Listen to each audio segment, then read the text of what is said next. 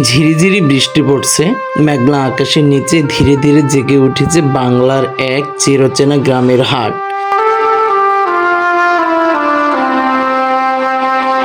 পাকা রাস্তার পাশে ছোট ছোট দোকান, সবজি স্তূপ, মাছের ঝুড়ি আর মানুষের ব্যস্ত পদচারণায় মুখর হয়ে উঠেছে পুরো বাজার।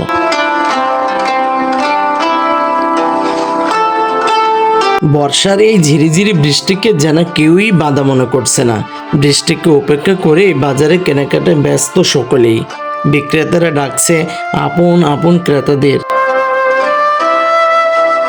আর ক্রেতারা দরদাম করে কিনে নিচ্ছেন দিনের প্রয়োজনীয় জিনিসপত্র। বাজার এখন সরগরম, চারিদিক থেকে ভেসে আসছে মানুষের কোলাহল, হাসি, আড্ডা আর বৃষ্টির টুপটাপ শব্দ। এই সাধারণ দৃশ্যগুলোর মধ্যেই লুকিয়ে আছে গ্রামের মানুষের সহজ সরল জীবন, পরিশ্রম আর একে অপরের প্রতি আন্তরিকতার গল্প।